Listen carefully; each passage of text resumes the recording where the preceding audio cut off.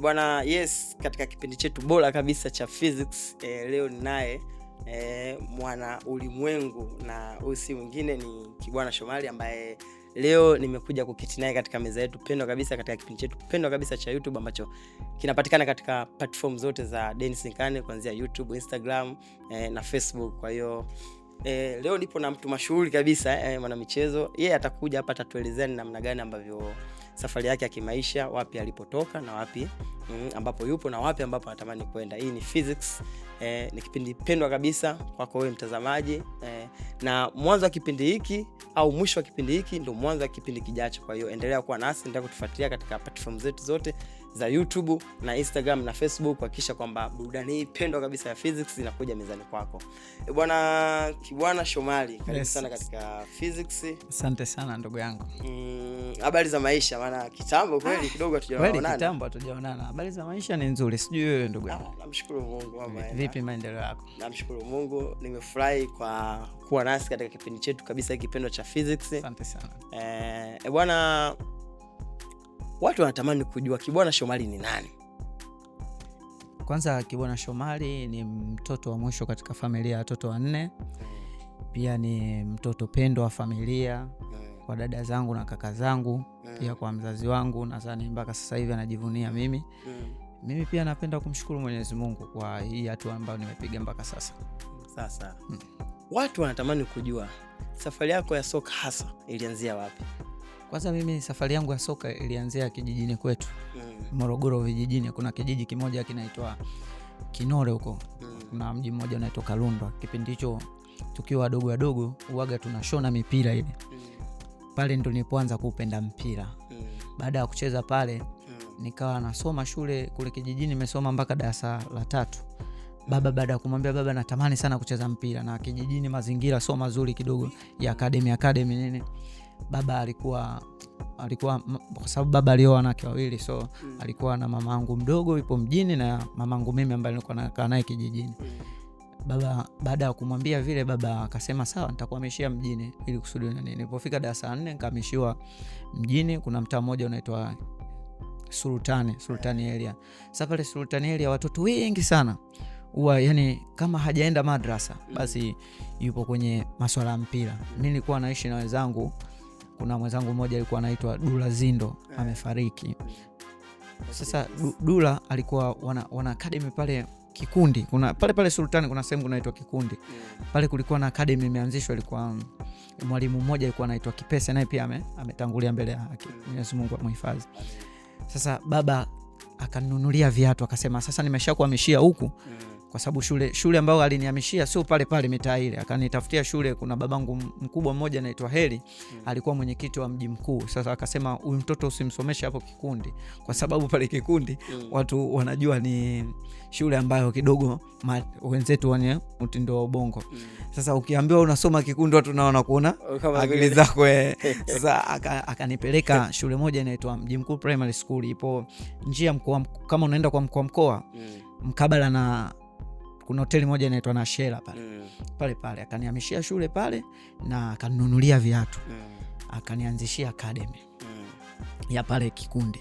Sasa hiyo ile academy sikumbuki jina lake kwa sababu muda, lakini namkumbuka kocha ambaye amefariki, alikuwa anaitwa Kipese.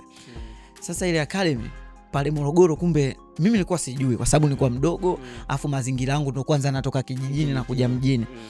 Kumbe ile academy ina historia ambayo sio nzuri. Yani ukiwa unacheza academy ile unaonekana wewe mtu wa sokoni, muuza nguruka, muuza nyanya, sijui muuza nini.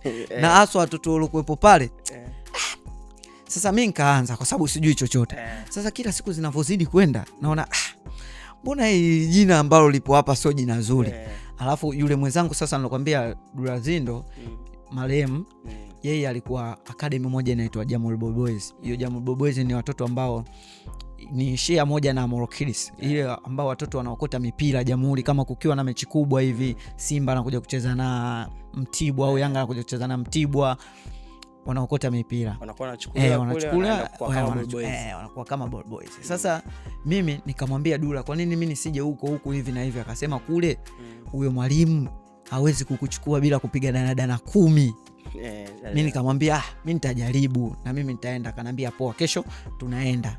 Sawa sana, nikaenda nikamwambia baba bwana, ile academy ulionianzisha sio academy mbaya, na wachezaji pia wazuri, lakini tunaonekana sisi kama watu wa kijijini ambao tumetoka kijijini tumekuja kuanza mpira pale, kwa hiyo na nani sijui uzanguruka uzanyanya sijui uza nini. Akasema kwani unataka kwenda academy gani? Ndo nikamfahamisha, akaongea na babake Dula. Sasa akasema kama inawezekana kesho twende tumpeleke mtoto. Sawa, nikasema sawa. Kweli nimelala usiku unafikiria nenda huko dada nitapiga wapi, na mpira nozoea mimi kwa kijijini ni ule wa kushona. Ulikuwa ni chandimu chandimu mpira wa kushona ule. Nikasema leo kesho kazi itakuwepo kweli. Kalala zangu, ujue kitu ambacho kipo akilini mwako uwezi kupata usingizi ndugu yangu. Akasema haiwezekani. Kweli kweli tu asubuhi tukaamka nikaenda shule nini. Baada ya kurudi shule yani na hamu ile Dula kweli akawa ananisubiri. Sasa tatizo lingine la Dula, kuna watoto wengi ule mtaa wanaenda.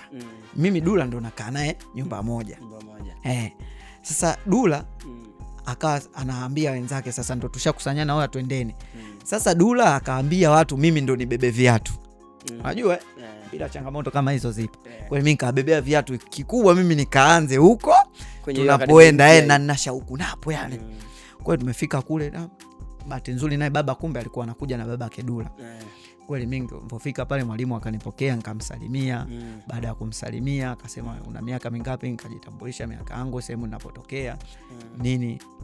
Akasema basi sawa, mimi hapa ukitaka kujiunga lazima upige dada 10. Haijalishi mguu mmoja au miguu miwili.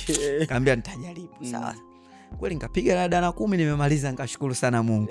Akasema umejiunga. Babako uko wapi? Ndo baba akaja pale akajitambulisha, akamwambia sawa, akatoa ada za pale kwa sababu ya kujiunga. Yani kama hivi kununua vifaa, sio kwamba ada unalipa ada, hapana, kwa na hiyo.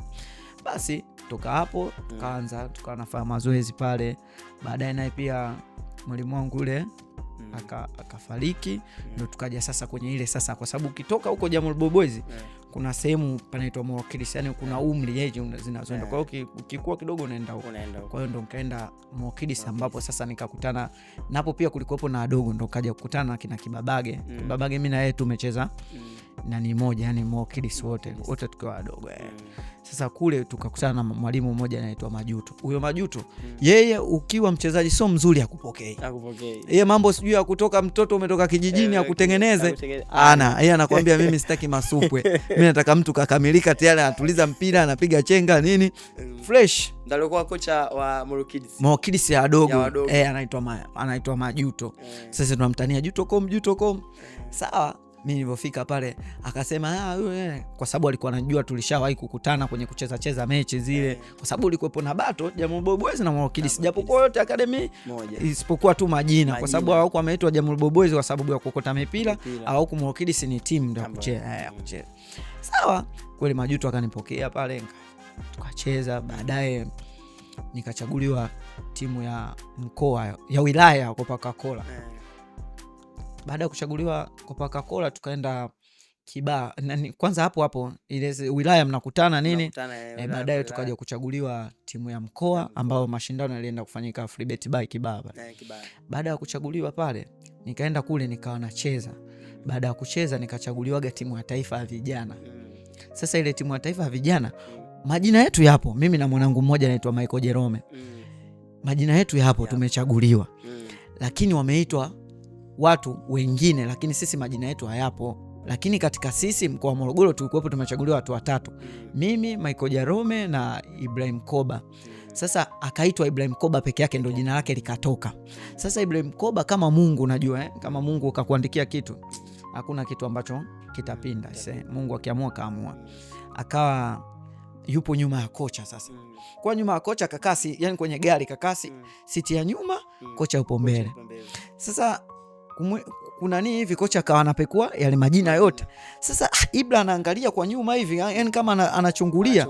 Anakuja kuona mbona majina, mbona Kibwana naliona hapa, mbona Michael naliona.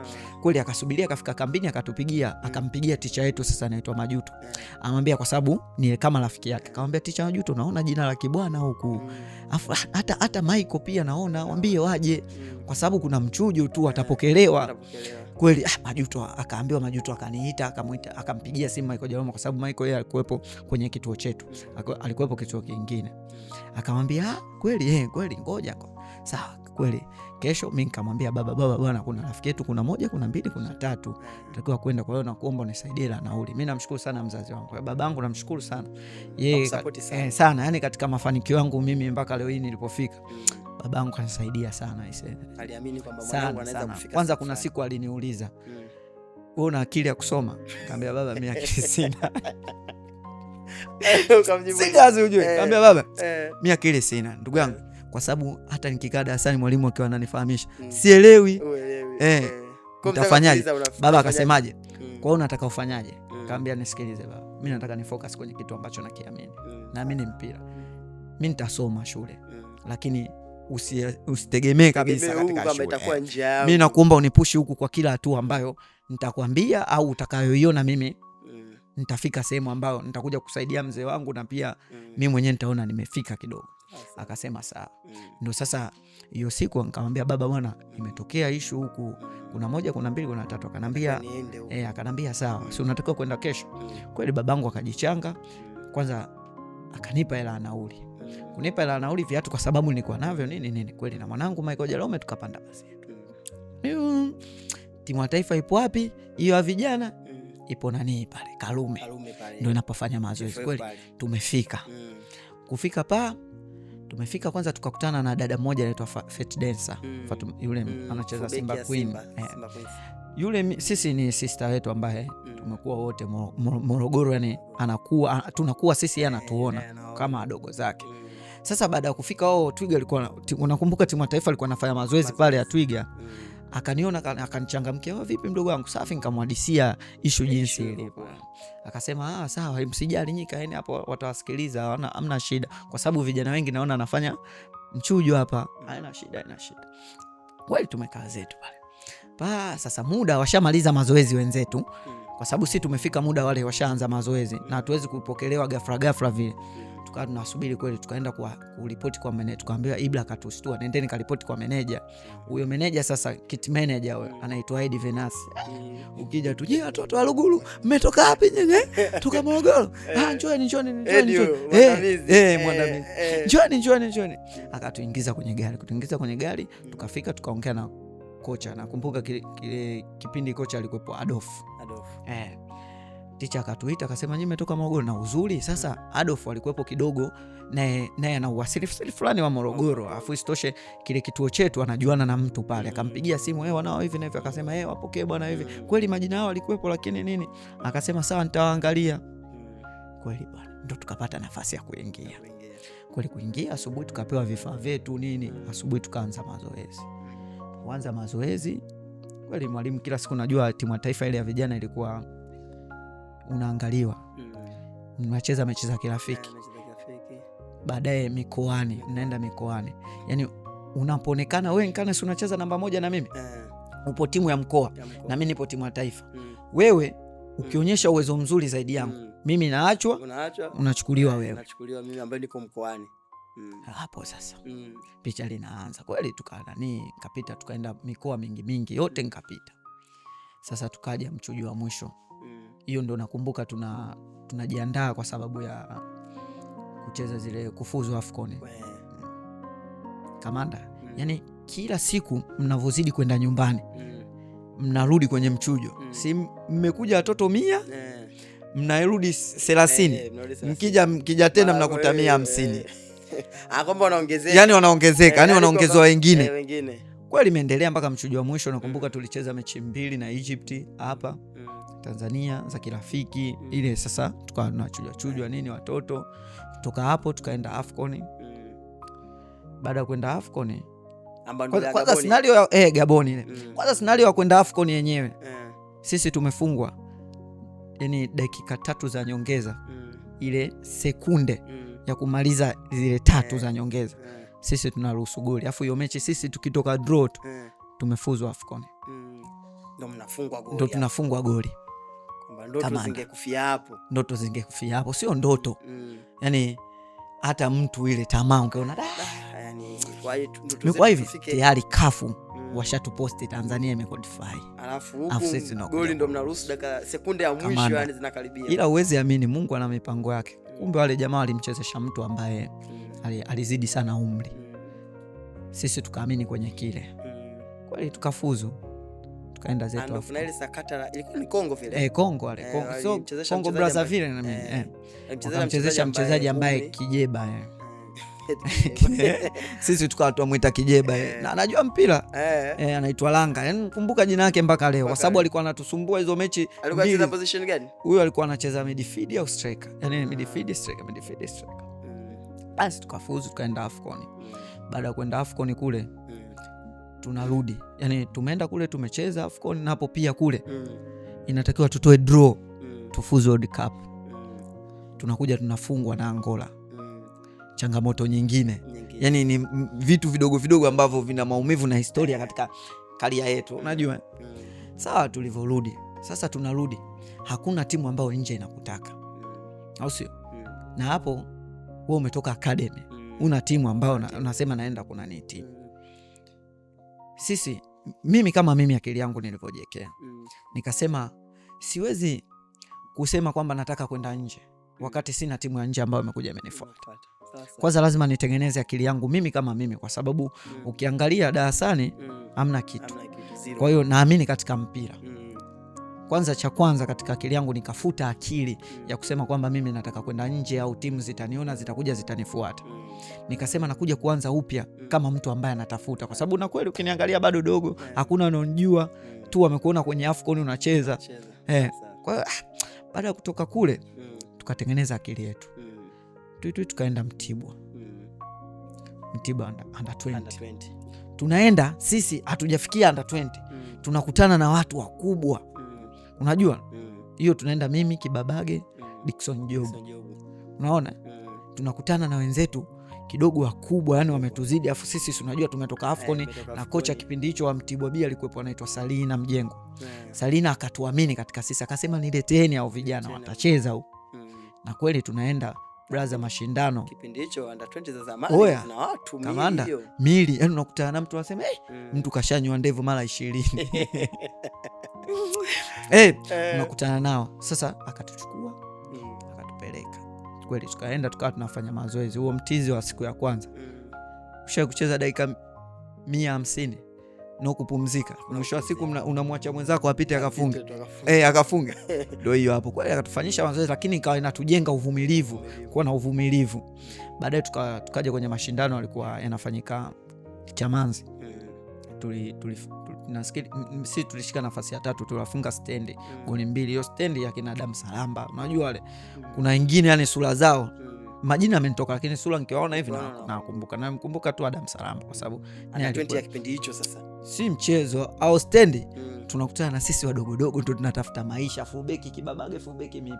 Center back anacheza Jamali, anacheza na Dickson Job. Wewe sio mchezo kamanda.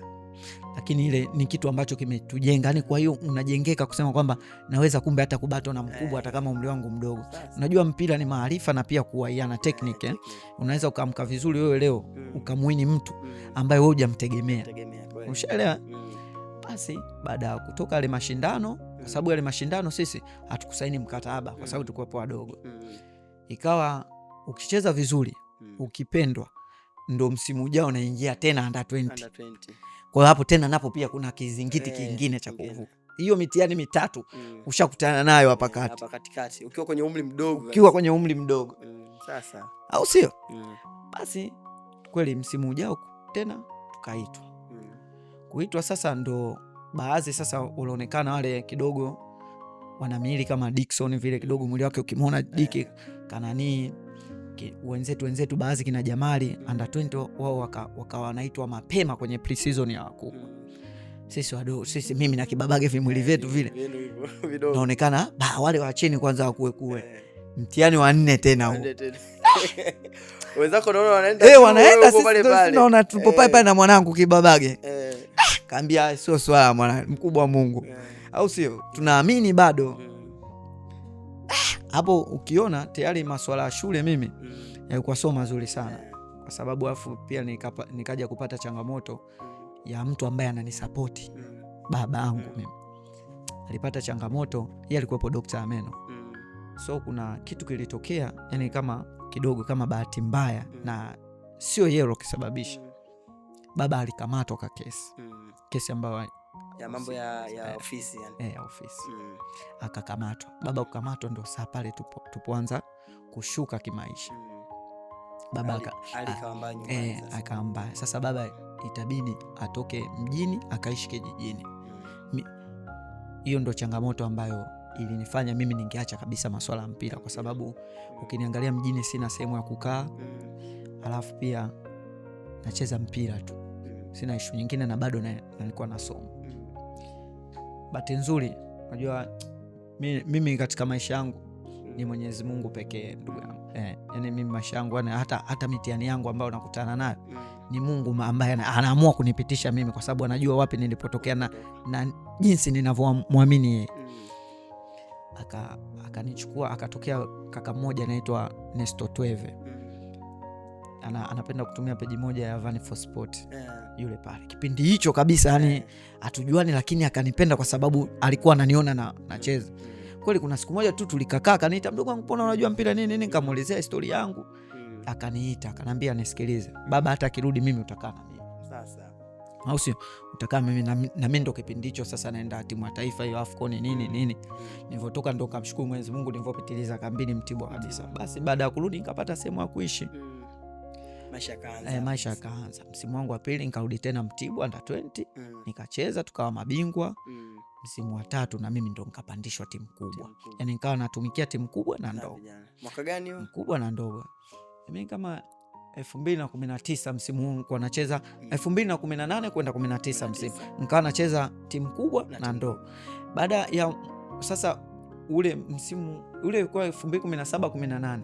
Alafu msimu wa 2018-19 ndo nikapandishwa kabisa kama timu kubwa. Ushaelewa? Nikacheza, nikawa nacheza kipindi hicho kocha alikuwa Zuberi Katwila timu kubwa. Akawa ananipa nafasi ya kucheza. Na mimi historia yangu ya kucheza kuanza mpaka kupandishwa timu kubwa ilikuwa sisi tupo timu ya taifa under 20. Tupo kambini. Kule kambini ile position yangu, yani wale namba 2 wote walikuwa wawili. Nakumbuka alikuwepo Rogers ambaye sasa hivi yupo Namungo. Namungo na brother mmoja anaitwa Salum Kanoni Kupela. Wote walikuwa wagonjwa. Wagonjwa. Sasa ikabidi nani anaweza kucheza, na mimi katika usajili nipo. Kwa akaambiwa Kibwana inabidi tumuombe timu ya taifa haje. Kwanza asikupigiwa mimi, akapigiwa Diki akacheze namba 2, kwa sababu hivyo nilivyokuambia mimi naonekana andunje mdogo. Akapigiwa Diki simu. Diki mimi nampenda sana Diki. Diki ni mtu ambaye ana misimamo sana. Yaani Diki yeye anaamini kitu ambacho anakiamini. Diki akasema mimi siwezi kucheza, sio namba yangu. Alafu mechi yenyewe na nani unaenda kucheza? Alafu namba sio yako. Mechi na Singida hiyo ya moto, ile ya mwanzo Singida United enzi hizo. Wapo kina Philip Coutinho sijui wale, unakumbuka ile Singida ya moto kabisa. Huyu jamaa ambaye alichezaga Diazam anapaka bichi Coutinho sijui kitu kama hiyo. Hiyo Singida hiyo ya moto. Diki akaona afu naenda kucheza namba sio yangu. Hapana, akasimamia msimamo wake. Na Diki mpaka kufikia alipofika, misimamo yake imembeba. Sawa, mimi nikapigiwa simu, basi tumuitane hata huyo Kibwana. Mimi nikamwambia fresh. Mimi sijakataa kweli, wakaniombea ruksa timu ya taifa, mimi nikatoroka nikaenda zangu. Na hapo naenda kucheza na mkataba wa timu ndogo. Lakini unatumika huku na huku.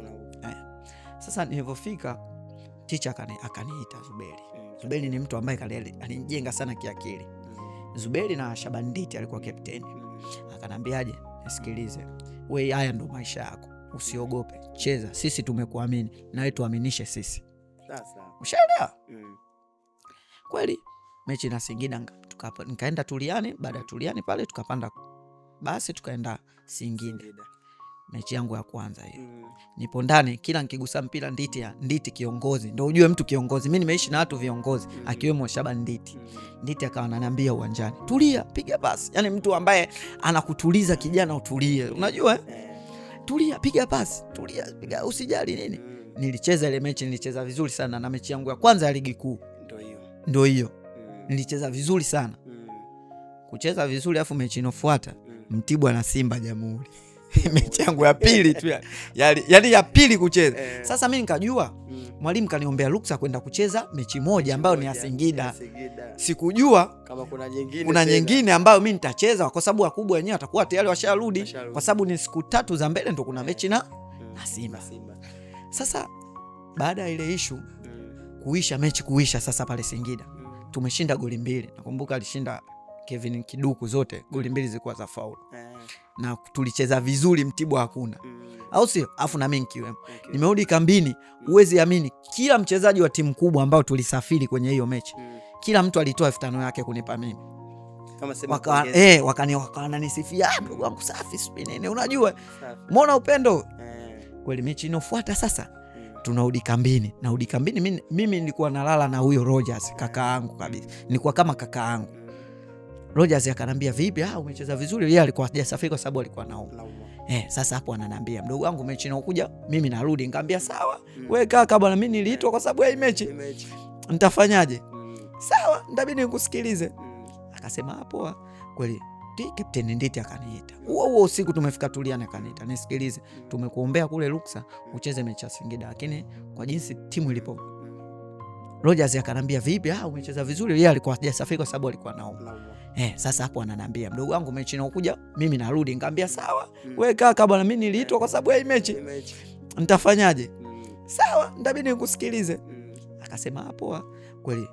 Captain Nditi akaniita. Huo usiku tumefika Tuliani, akaniita, nisikilize, tumekuombea kule ruksa ucheze mechi ya Singida, lakini kwa jinsi timu ilivyo perform utakiwi kuondoka, ucheze na hii kikosi kile kilicho perform kicheze na huku. Sasa nikamwambia sawa, mimi siwezi kukataa. Na kweli Ticha Zuberi akaniita bado tena, akaendelea kunijenga akili, kwa sababu anajua mechi tunaenda kukutana nayo ni mechi ngumu na kubwa na zaidi ya ile ambayo tumetoka. Sasa kambia sawa.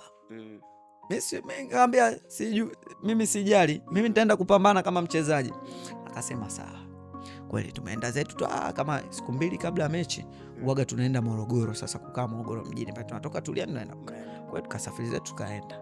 Naenda mazoezini Jamhuri pale, nasema natetemeka ndugu yangu, natetemeka kabisa hapo. Mechi kubwa, afu watu wengi. Sasa siku ya mechi wewe ukiangalia ndo unaingia pale Mtibwa, yale makelele mavuvuzela, anasema Mwenyezi Mungu wewe na wewe. Yaani nilipotoka huko timu za taifa, timu ya taifa ambao nilicheza, kulikuwa na watu hiyo mechi ambayo tunacheza na Kongo, kufuzu.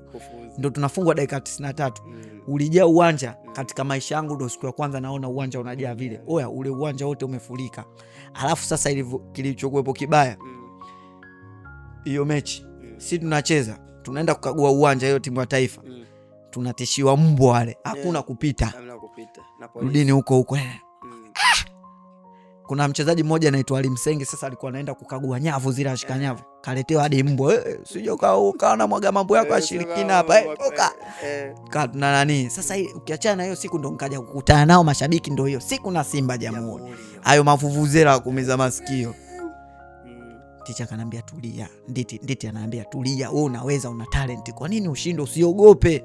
Hapo sasa kwa naogopa na waitikia sawa, lakini nafanya moyoni mwangu, mwenyewe naogopa. Yalabi nafsi yangu. Ndio kweli papa, muda wa mechi umeanza, nafikiri tulifungwa goli 2. Baada ya pale sasa napo pia nikacheza vizuri sana ile mechi. Afu ndo mechi yangu kubwa. Nilicheza vizuri sana. Nakumbuka hata siku ile pia Haji Manara alikuwa ananiulizia ni kama wanichukua nipeleke Simba, kwa sababu kipindi hicho hadi Simba, kwa sababu kama wakanikuze hivi nikiwa pale pale, bado mdogo wakanikuze pale pale. Sasa kile kitu ndo kilimfanya bosi wangu wa Mtibwa kipindi hicho alikuwa anaitwa Jamali Baisa kuniita mimi nikaongezea mkataba timu kubwa. Sasa yani kama Mtibwa sasa timu kubwa kweli, nikaenda nikasaini na mimi sasa ndo na saini, naanza kuona mshahara wangu wa mwanzo ndo utakuwa huo mshahara wenyewe. Yani mshahara sio mkubwa, lakini kwa kipindi hicho nikaona leo hii hela hii nikiipata mwisho wa mwezi. Na hapo ukiangalia kweli mimi mamangu ananitegemea mimi, kwa sababu baba ndo alishafeli na babangu na mamangu waliachana toka mimi nipo darasa 5. Kwa hiyo mama nilikuwa mimi na kaka zangu ndo tumsaidie na dada yangu. Na ukiangalia dada yangu amesoma lakini hajapata kazi. Ukiangalia kaka zangu hajasimama katika level, yani ni bodaboda hivi, watu wameshemishe. Na mimi sasa naanza kupata ule mshahara, nasema asante Mungu. Kitu cha kwanza nilichofanya, mshahara wangu wa mwanzo unaingia, mimi ninunua vitu kumpangia mama yangu. Kwa sababu mama alikuwa hana sehemu ya kuishi, ile analenda kwa ndugu huyu, kwa ndugu huyu, kwa ndugu. Kile kitu brother, mimi kilikuwa kinaniuma sana. Najua mamangu anatoka hapa ni kweli. Nikikumbuka ni kitu ambacho so yani kitu kigumu sana. Mamangu alivyokuwa na nani analalamika na alikuwa na matatizo ya moyo. Kwa hiyo yani nikapata mshahara kwanza, ikabidi nimpangie mamangu, nimnunulie na vitu, na kule timu ya taifa tukawa tunapata posho zile zinatusaidia hivyo. Sawa, basi hivyo tuka hapo. Sasa msimu wangu wa 2019 kuelekea 2020 ndo na sasa ndo kabisa sasa kama timu kubwa yani upo pale sasa. Upo. Ndo mimi sasa nasajiliwa na kuja Yanga. Yani ndo msimu wangu wa kwanza napandishwa timu kubwa na nacheza ndo nasajiliwa kuja Yanga. Hiyo yenyewe ya Yanga sasa. Tunacheza mechi, kuna mechi ile ya charity ya Samakiba. Brother Kado aliambiwa na Kiba, bwana tunamtafuta namba 2, hatuna namba 2. Akasema mbona kuna dogo anachezea kwetu kule. Shabani Kado akasema mbona mzuri, ngoja nimuite. Kuniita sasa, na mimi huku niko na process zangu ambazo za kuja Yanga. Akaniita sasa, timu pinzani ya Samata ina nani, ina Morrison, najua Benadi usiambiwe kaka.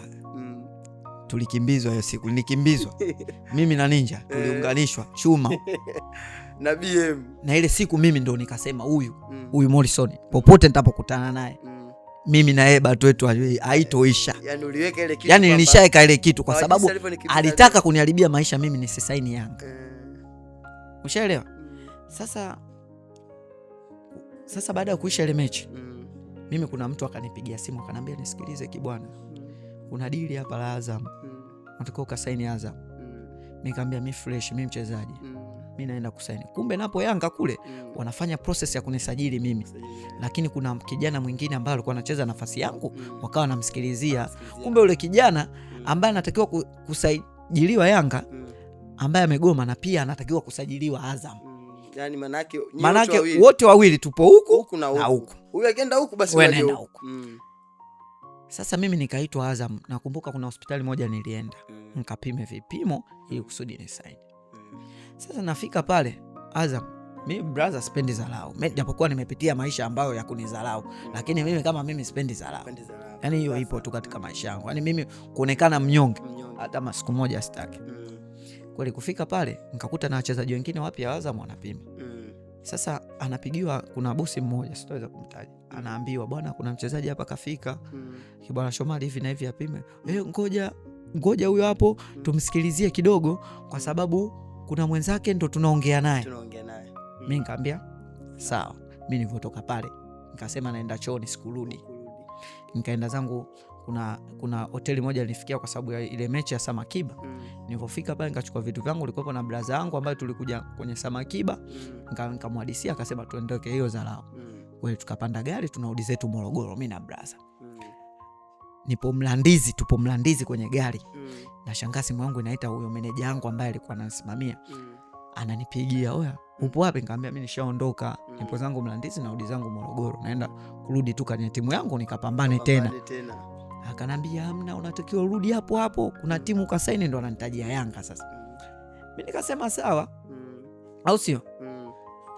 Kashuka zangu pale, inabidi nipande pikipiki kuanzia Mlandizi, nimepanda mpaka Mlimani City. Nakumbuka pikipiki hiyo ni waidili kweli, ikapanda oya maisha pikipiki hivi. Sasa yule brother akasikia kuna mchezaji yule bodaboda, mchezaji mpya Yanga anasajiliwa, lakini hamjui ni nani. Yupo kwenye pikipiki ananihadisia, kuna mchezaji mmoja Yanga leo atamtambulisha. Sasa ndo tunataka tumjue. Kumbe unatambulishwa nani? Mimi. Ushaona? tupo zetu, tukafika sehemu papa, akanambia vipi dogo, poa poa, mbona kama mchezaji nishawahi kukuona sehemu. Nikamwambia mimi mchezaji wa Mtibwa. Akasema poa, nini unaenda wapi? Sasa mimi nikabidi nimwambie mimi naenda kusaini Yanga. Kumbe ndo ya fresh. Akafurahi sana brother. Basi kutoka pale ndo kaenda Yanga. Kumbe sasa Yanga siku hiyo ambao nasajiliwa mimi, yani watu wote ndo sasa nikakumbuka yale maneno ya bodaboda, watu wote kumbe washatangaziwa kuna mchezaji kubwa ana saini. Kweli nikaenda pale mimi nikasaini papa, Elisi ananiambia mpandisheni. Kweli bana, natumbulishwa mimi, oya kaka, hiyo siku hayo matusi tumekaa muda wote pressure nyingine hiyo, tunasikilizia usajili alafu unakuja kutambulishia mtu kama huyo si mtoto mdogo sijui nini nini, anaweza kuficha historia za wakubwa zake ambao walikuwepo hapo. Mimi nikamuomba Mungu tu, Mungu nisaidie, na babangu ashanipigia simu, wewe usijali mwanangu, Mungu ndo mkubwa, au sio? Utacheza tu na utafanya vizuri na atakupenda tu, usikate tamaa. Kaambia sawa. Mimi nikasaini kweli, nilipotoka pale nkarudi Morogoro. Mimi brother, ndo historia yangu ilikuwa hivyo ya kwanza mpaka leo nilipofika. Basi maisha kama mazuri kabisa mpaka sasa hivi nipo Yanga. Sasa katika kipindi chote hicho, ukiachana na changamoto ambayo umeelezea, ambayo ulikuwa kikaa kabisa unaona hii changamoto hii ina niasili kichwani, ulizungumzia hapa ni changamoto ya fadha. Changamoto ambazo umekutana nazo sasa katika ndani huku ya mpira, kuanzia kipindi ambacho upo Serengeti Boys, unatoka pale pap watu wanakuwa na Manungu Tuliani, ghafla Manungu Tuliani pale huko Young Africa. Kipindi hicho cha katikati tupitishe hapo, ni changamoto gani kubwa ambayo ulikutana nayo kwenye mpira mpaka mwenyewe ulisema hii ni changamoto? Kwanza changamoto ya kwanza ambayo ilinifanya mimi ningeacha mpira hiyo changamoto ambayo nimekwambia ya fadha kupata matatizo. Kwa sababu mimi babangu ndo alikuwepo nguzo yangu. Mama japokuwa alikuwa ananiombea, lakini mama yangu alikuwa hana uwezo wa kunipushi kunifanyia kuninunulia viatu au kunifanyia nini. Sasa mimi isipokuwa mzazi, baba yangu ndo alikuwa na uwezo wa kufanya hivyo. Unadhani ni siri gani kubwa ya mafanikio yako? Mimi siri kubwa mimi kama mimi, kwanza kitu cha kwanza mwenyewe kujituma na kuamini kitu ambacho nimekiamini. Yani kwamba mimi sina elimu, yani kwamba akili sina shule. Kwa hiyo ndio maana nikamwambia baba, mimi nitabezi huko kwenye mpira. Niliamini katika mpira kwa sababu pia na support ambayo wazazi wangu walikuwa wananipa, na Mwenyezi Mungu akunitupa mja wake akafanya niishi katika ndoto zangu ambazo naziamini mpaka leo nilipofika hapa. Namshukuru sana Mwenyezi Mungu sana ndugu yangu, kwa sababu kwa changamoto ambazo nimepitia alafu mpaka nipo leo hii hapa. Brother, hiyo scenario ya mzee anakamatwa, unajua anarudi kijijini, inabidi mimi nirudi kijijini. Alafu ukifikiria mazingira ya kijijini, hakuna academy bora ambazo zinaweza zikafanya mtu kacheza mpira. Kule ni kulima, kulala, shule. Umeona, shule yenyewe unasoma hapa mbali, yani distance kubwa. Ushanielewa? Kwa hiyo mimi kama mimi namshukuru sana Mwenyezi Mungu, pia namshukuru sana babangu kwa kunisimamia mpaka leo hapa nilipofika. Sawa. Ni hivi, unapokuwa na msongo wa mawazo au pressure kutoka kwa mashabiki pale ambapo unapokuta siku mbaya kazini kwako, hivi unakabiliana vipi na msongo wa mawazo au pressure kwa mashabiki? Kwanza mimi kama mimi unajua, ukiachana tu sijawa timu ambayo ina pressure kubwa. Nilishakutana na pressure ambazo nikiwa kwenye umri mdogo. Nilichoamini mimi, pressure ni moja ya maisha ya mwanadamu. Kwa hiyo mimi kama mimi, ikitokea scenario ya kucheza vibaya, hiyo ni kawaida. Hata maofisini mtu huwezi kwenda vizuri tu kipindi chote, lazima kuna kipindi utaluzi. Hiyo ni maisha kawaida ya kibinadamu. Mimi kama mimi nitakachofanya, Diki ana msemo wake mmoja. Ni msemo ambao unaishi katika akili zetu. Dickson Job anakuambia, ukikosea mechi katika hizi timu kubwa umetukana leo, omba ucheze kesho ufute makosa yako. Ushaelewa? Na mimi ndo kitu ambacho nakiamini. Najua kabisa leo hii mimi nikikosea kawaida. Kumbuka timu kama hizi kubwa, makosa yanaweza kudumu na uzuri unaweza kudumu. Ni vitu vyote inategemea na kosa, lakini uzuri ndo utadumu zaidi kushinda makosa, na makosa yenyewe yanategemea. Kwa hiyo mimi kama mimi nachukulia ni moja ya changamoto ya maisha. Sawa? Kufuta, kuweka kumbukumbu kipi nilikosea, ili kusudi ijayo nisije nikakosea kama kile kitu ambacho nimekosea. Ushanielewa? Ikija ukifanya vizuri, watasahau kile kitu ambacho ulifanya nyuma, watakumbuka hichi ambacho kimetokea. Huo unajihamasisha vipi ambapo unapoona mambo yako haendi vizuri? Yaani kuna ile mentality kwamba unajua kwamba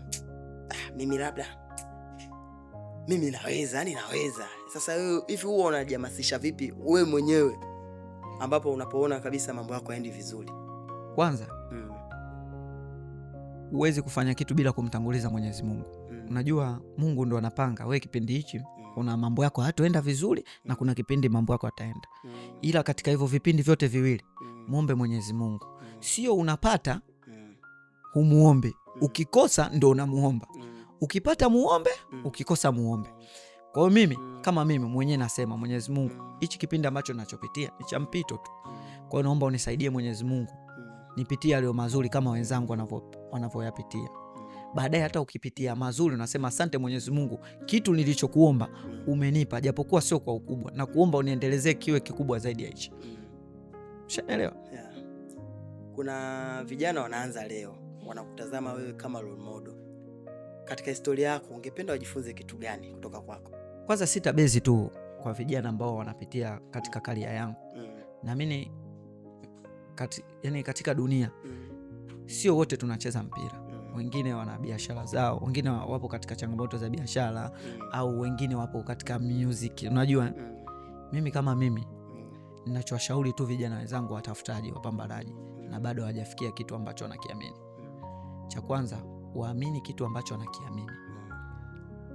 Usitolewe njiani na mtu ambaye hajui una ndoto gani. Ushaelewa?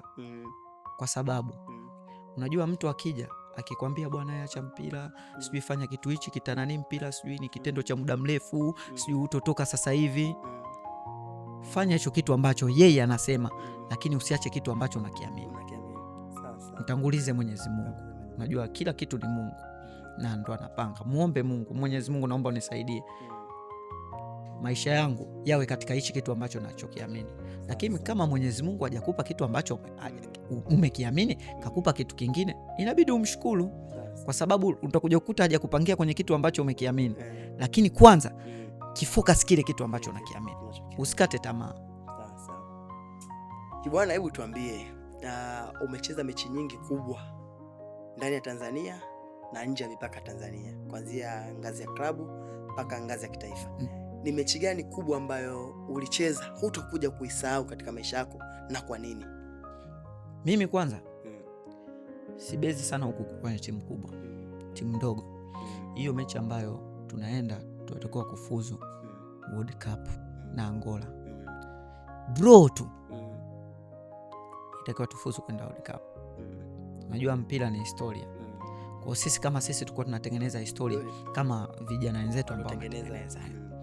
Kwa sisi ndio tungekuwa wa kwanza kutengeneza historia. Mechi imetuuma kwa sababu kila kijana alikuwa anataka kutengeneza historia na kufika sehemu ambayo hata leo hii nikisema mimi nimecheza World Cup ya vijana. Kwa hiyo najifeel proud mwenyewe. Ile mechi sitoisahau. Inaniuma mpaka leo hii nikikumbuka, ninatamani tujirudie nyuma, alafu ndo tunaenda kucheza tupate draw twende World Cup. World Cup ni historia kubwa brother. Sana. Japokuwa timu kubwa hizi ambazo unacheza mechi unakutana na watu kweli na tayari washapevuka akili yao, sio kama kule kwa vijana. Kwa hiyo mechi, kila mechi ambayo unakutana nayo katika hii timu kubwa ambayo tupo ni mechi ngumu na ni mechi ya historia kwako.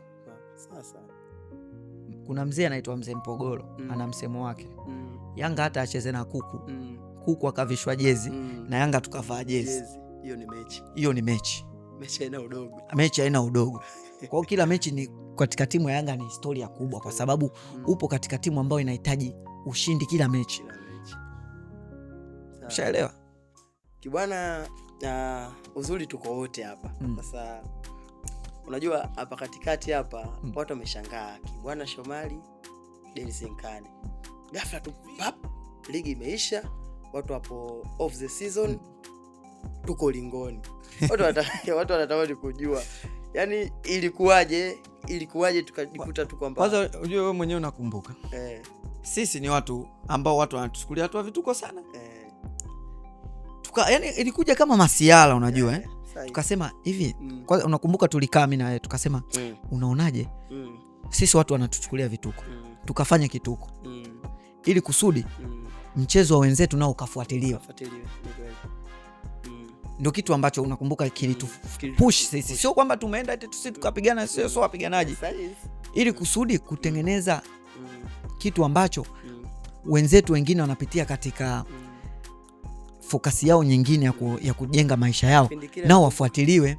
Na kipindi kile nakumbuka ndo kipindi ambacho Vitasa ilikuwa imepotea alafu ikawa nadhani kulikuwa kuna issue ya case zile, Vitasa ikawa ndo imerudi sasa ilivyorudi tukasema mbona imerudi lakini kama vile imepoa unaona hivi mbona kama sisi, kwa sababu unajua kitu ambacho Tanzania wengi hawajui kwamba unajua maboxing wa kila Ibrahim Classic, wa kila Mfaume, wa kila Hassan Mwakinyo, mabondia wengi, wa kila Roland Jaffet na wengine wa kila Twa Kiduku wa kila Makodinda Makostamina wa kila Dula Mbabe, ni watu ambao sisi wachezaji mpira mara nyingi sana tunaona katika maeneo yetu wanakuja kwenye mpira kama Mfaume kuna kipindi anaandaga ligi yake ya mpira na sio ngumi.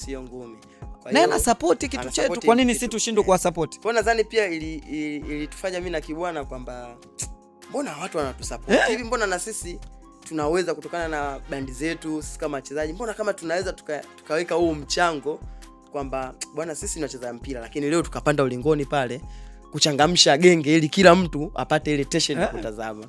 Sasa watu wanataka experience yako. Sasa experience hapo ndugu yangu linifurahisha sana. Sasa ile siku ndugu yangu nipo pale papa napiga pade, bora mikono inauma, unajua kitu hujazoea. Papa napiga, sasa tunaingia pale na nini. Sasa mimi nikaingia nikasema haya mapambano ni kama sisi tunaleta vichekesho. Inabidi mimi nilete vichekesho au sio? Sasa kila nikikuangalia machoni mbona unkale uko serious mimi nikasema sio swala hapa, mimi sirushi ngumi, kwanza nianze kujigadi kwanza, nikawa nasikilia yale mabomba yako sasa kila nikijigadi nashangaa kwanza imepita, nikateleza nikaona nikaanza kuja kunidondosha hapa na kuja kuwafezea, unajua itakuja kuwafezea hapa.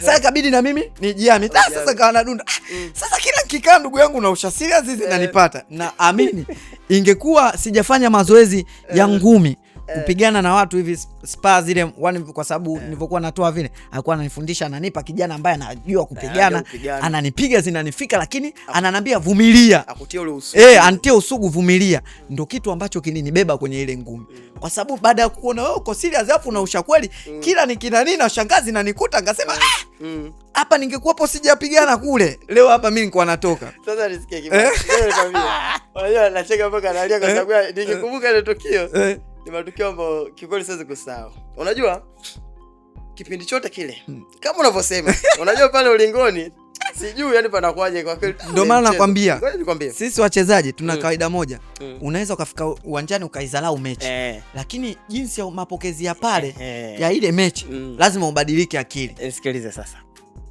unajua maandalizi na kila kitu. Unajua kwanza watu wengi walikuwa wananitazama mimi kama mtu ambaye comedian kwamba sijui chochote tu kweli. Na kweli hatujui chochote. Sasa kilichotokea ni hivi.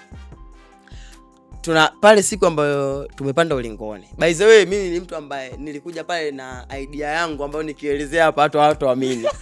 Mimi nilishakuja pale nije pale kama comedy, unajua nije kama mtu ambaye naleta utani mwingi vile kama champion mara. Sasa na mimi ndio hicho. Nisikilize sasa Kibwana, nije nijifanye kama vile nataka nipige karate pale ulingoni. Umeona?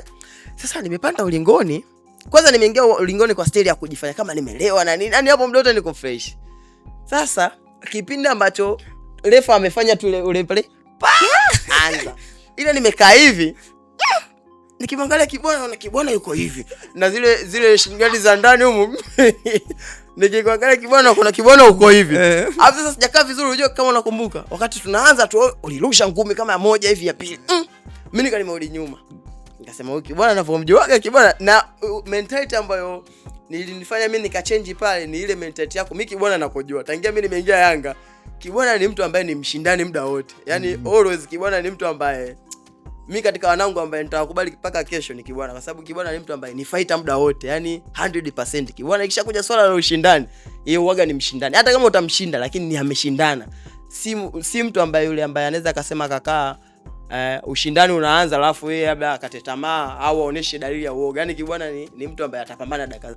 Kwa sasa nilivyokaa nikakuangalia nikakuona kabisa uko hivi. Nikasema Kibwana yuko serious unajua. Sasa hapo kila mtu anamwezi mwenzake uko serious. Sasa nikasema Kibwana yuko serious. Sasa ikabidi sasa na mimi namna pekee wenyewe kwenye ngumi wanavyosemaga, namna pekee ya kujiami kwenye ngumi sio kuweka gadi, ni kushambulia. Ndio namna pekee. Sasa unajua kwa nini mimi niko naika gadi? Kwanza ni kuone wewe una reaction gani kwangu. Ndio maana hata ngumi zilivyogusa akaona uko serious. Haya matatizo haya matatizo. Sawa bwana. Sasa katika kipindi chetu cha physics bwana Kibwana, tuna challenge yetu hapa ambayo tunaifanya. Na maswali kadhaa hapa ya challenge ambayo nitakuuliza hapa, nataka majibu yake ya faster ndani ya sekunde 5. Hivi tuambie, ni mwanao gani ambaye simu ikiita sasa hivi hapa huwezi kuweka loudspeaker, kwa sababu unajua kabisa kiweka loudspeaker amechomoa betri? Frank George Kaore. Kuna mshikaji wangu mmoja anaitwa Frank Chumvi. Yule simu yake hapa akinipigia haswa nikiwa nyumbani, simu zake sizitaki. Kuna siku alitaka kunichomolea betri nyumbani. Ni mtu mmoja yani ana masiala sana. Anaweza kuongea kitu cha masiala afu umeka loudspeaker. Upo nyumbani, mazingira ya nyumbani ujue, wife akaja akawa anasikiliza hivi. Kesi kaka hii. Sawa, hebu tuambie Kibwana, kama usingekuwa mchezaji mpira, leo ungekuwa nani? Kaka, haya mimi sina elimu, sina nini. Nilikuwa narudi kama baba alivyorudi kijijini, basi na mimi nilikuwa narudi nikiwa naenda kulima sasa hivi. Ningekuwa mkulima, na wewe naamini ningeshakuajiri sasa hivi. Ungekuwa unalipokelea mazao yangu. Sawa Kibwana. Kibwana, hebu tuambie, ni mtu gani maarufu duniani ambaye ukipata bahati leo hii useme unatakiwa ukae naye meza moja, ungemchagua? Lionel Messi. Kwa nini? Nampenda tu, yani nampenda, natamani kujua vitu vingi kutoka kwake. Kibwana, hebu tuambie, ni tabia gani ambayo unatamani kuiacha lakini mpaka leo hujawahi kuiacha? Yaani hebu tuambie. Na tabia zangu za siri, yani siwezi kusema. Yaani natamani kuziacha lakini siziwezi. Sawa Kibwana, hebu waambie Watanzania kuhusiana na kipindi chetu hiki kabisa kipya cha physics ambazo nimejipambazua kwa nyenyewe kwamba mimi ni mfizikia wa kwanza kabisa kutoka Tanzania ambaye leo hii nimekuja na physics yangu ambayo ya kuelezea jinsi walimwengu, na si ulimwengu, ni walimwengu ambao walimwengu wao kila nani, basi ni mtu kama Kibwana, watupitishe katika historia zao kwa ufupi, namna gani ambavyo wapi wametoka, wapi wanapita na wapi wanatamani kwenda. Lakini kikubwa physics yetu hii ipo hapa kwa ajili ya kufundisha, kuelimisha, lakini pia na kuburudisha vile vile. Kwa hiyo hebu waambie Watanzania kuhusiana na kipindi chetu. Kwanza mimi kama mimi natoa pongezi kwako. Ni kipindi kizuri ambacho mtu anaelezea historia yake. Kuna watu ambao wanatamani kufika sisi tulipofika. Sasa wanasikiliza, kwa hiyo wanajua changamoto gani zitatokea. Ataona ni kawaida, ataendelea kuvumilia. Kwa hiyo mimi tu ni waombe Watanzania wasisahau kusubscribe. Nadhani itakuwepo kwenye platform zake zote Nkane. Kuna YouTube, kuna TikTok, kuna Facebook, kuna Instagram. So tumpe support. Usisahau kipindi ni physics. Bwana, yes, mimi ni mfizikia wako hapa Dennis Nkane, ambaye kipindi chetu pendwa kabisa hiki na kipindi kipya kabisa cha physics kinakuja mezani kwako, na nikwambie tu mwisho wa kipindi hichi ndo mwanzo wa kipindi kijacho.